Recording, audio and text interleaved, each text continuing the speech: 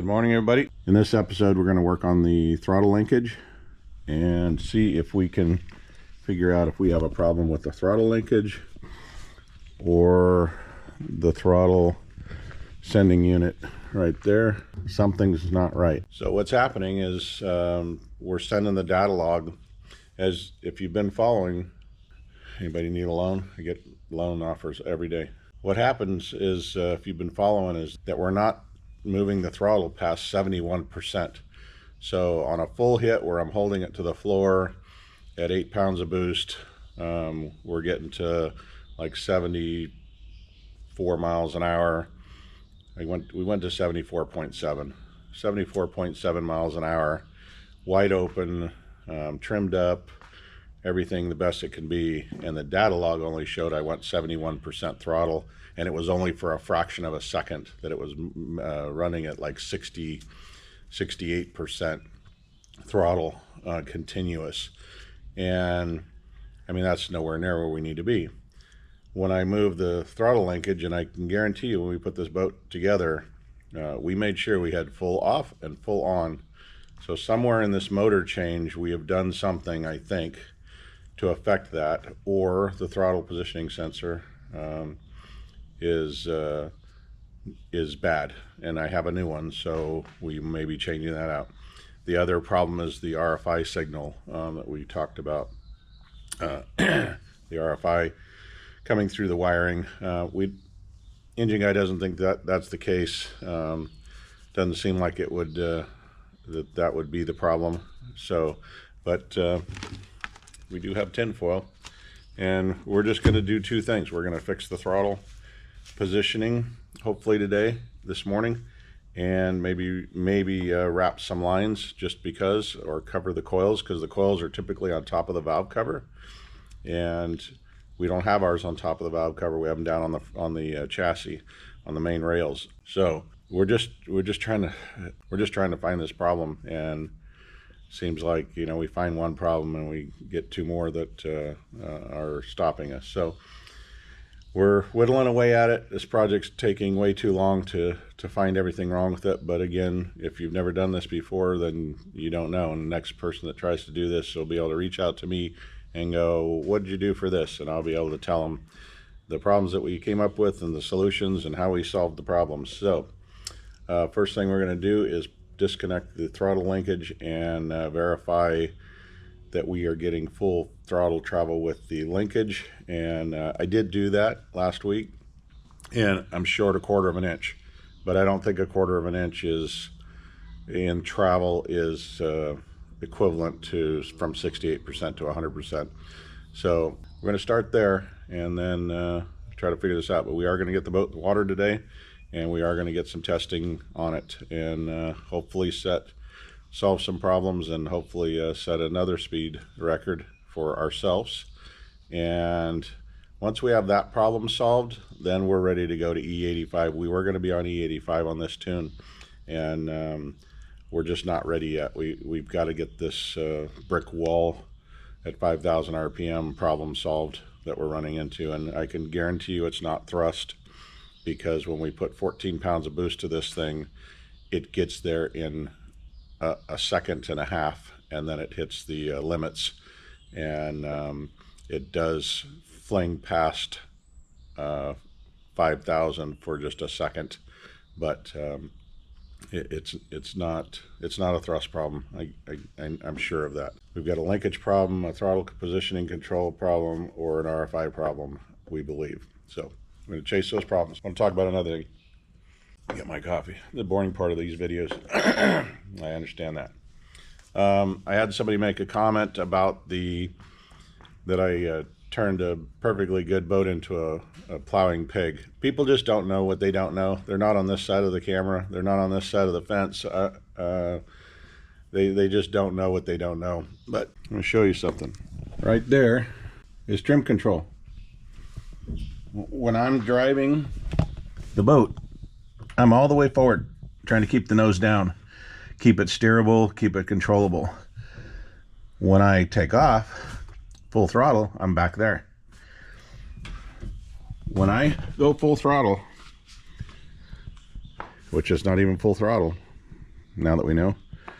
When I'm driving normally, this spray is somewhere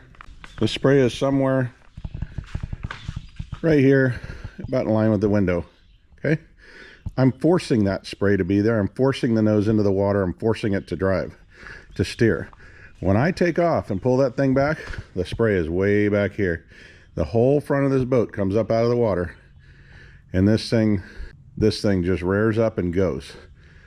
Obviously, the nozzle right now, when I'm driving, is pointed down. Look at the angle down that we are driving with. A lot of down angle. That's keeping this boat planted. If I put that nozzle straight, this boat will start hopping because there's so much weight at the back of the boat. Well, that's by design. To go fast, we need the weight aft. We need all the weight to transfer to the very back of the boat. And we need this thing to just ride on about 2 to 3 feet of the base of this boat at high speed. And that's what we built it for, and that's what it's doing.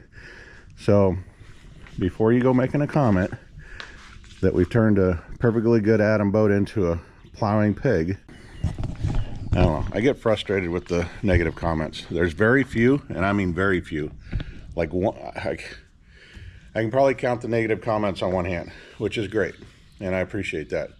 Most of you that have been following this journey know that we have been, you know, that this has been a hard journey, and that there's been a lot of trial and error. But I can guarantee you we're not going at this blindly.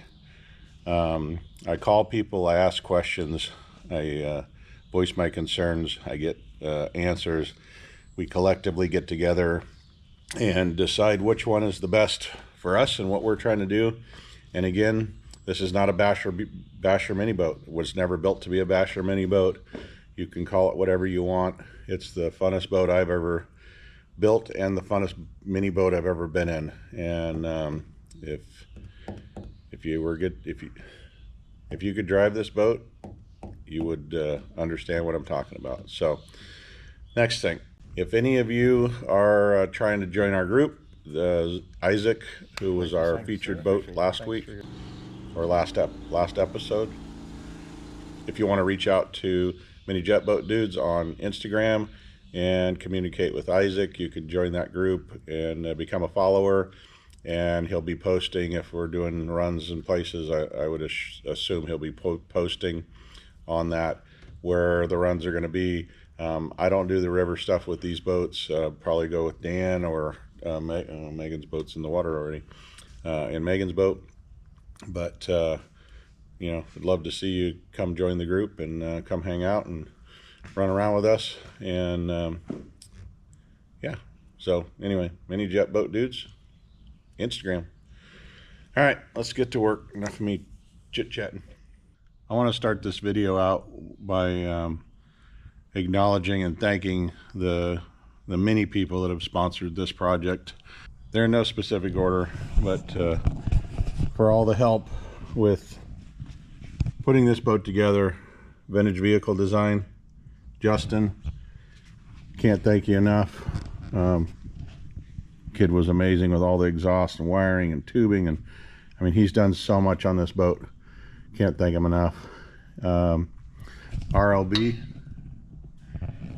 for all their support and their awesome products. Please reach out to them. I'm going to list all these guys down below. Got us our chase light, our amazing whips, our fire extinguishers with the quick release, our underglow lighting, which is rock lighting basically in their realm, and in our engine compartment. Just looks amazing at night. Their switch panel, which is easy to see, easy to read, huge buttons, good for us old blind guys. And these whips are Hyper Brights. Of course, they have many whips. BTR, all the engine components that they were hooked us up with. Can't thank them enough. DM Engine Dynamics for building us a beautiful 416 cubic inch all aluminum piece of art and finding the problem with the old one. Thing purrs like a kitten if we can just get past this problem that we're having. It's not his problem, it's our problem. Motion Race Works.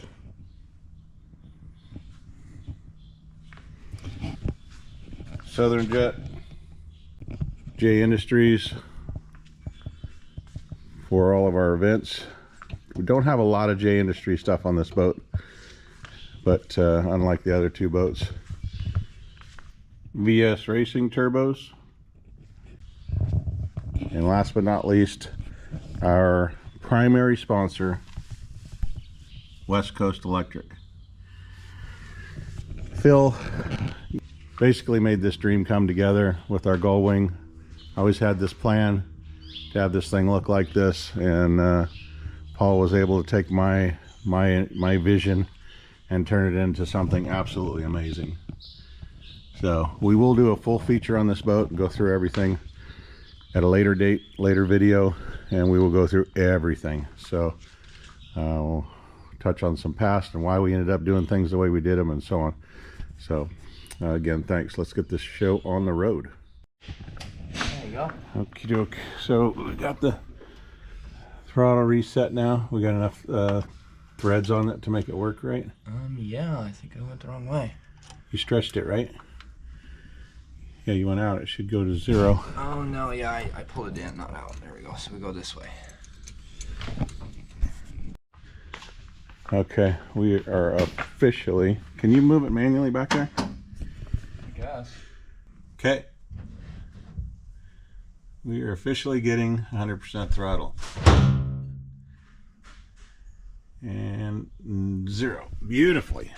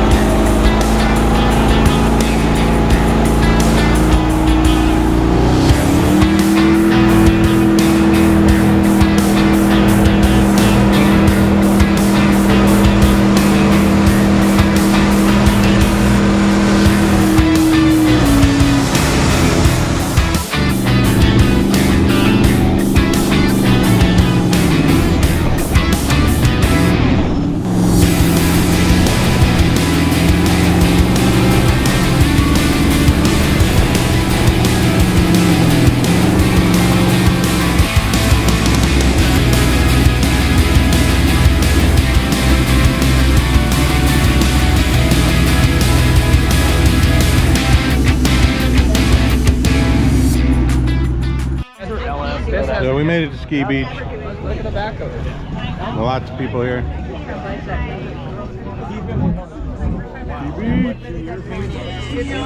Anyway, still battling that brick wall at 5,000 RPM. We're gonna figure it out. Just not sure when. Gonna try something different. Hook up the boost controller, put a little bit more boost to it. We're on 91 octane, so we can't go too far. But in theory, we should be able to see if we can just push a little bit past that 5, and then we'll know that we just need to switch to the E85 and start putting more boost to it.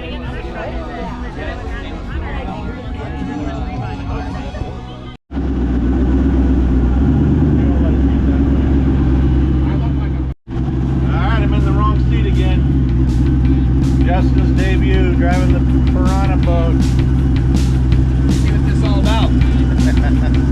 See what all the hype's all about. You got to see where you want it. I'll put that all the way forward.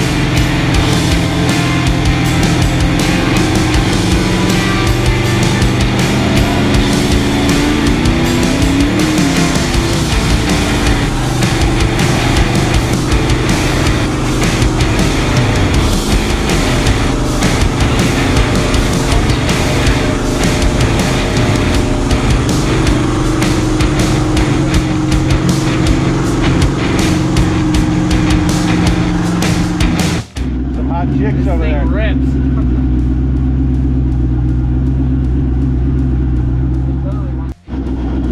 Who's in the driver's seat here?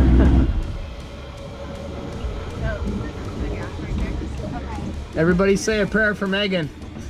Don't run into me. I know. Don't get close. No, you're gonna hit that. I think Megan's got her. I don't know if she's ever driven a boat or a jet ski or anything. It shows, huh? She's full. Get it. Dude. Giddy up.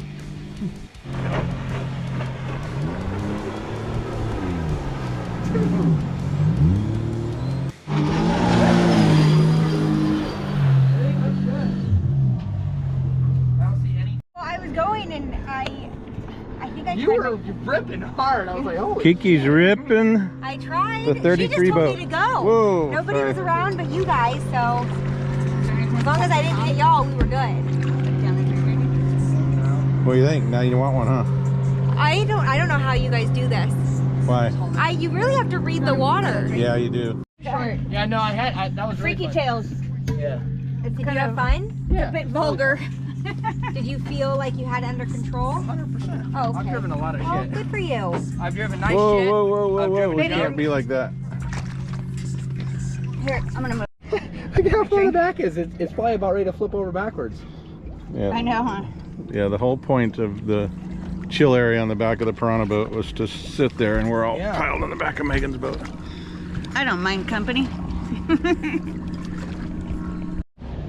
Well, another successful day. We did not find our, well, we think we found our problem, and unfortunately I'm gonna have to put new coils on this thing and put the smart coils, Holly smart coils on it, and Geith, the original engine tuner, showed up out there and thinks that that's what's causing our problem, that we're having spark issues at that RPM. So we hooked up the boost controller, and man, it just wants to go so bad, but can't do that on 91 octane with a little bit of octane boost. So we're going to change the coils, put the E85 in it, put the E85 tune in it, and next time it's on the water, we're going to get past that 5 grand RPM. So thanks for watching.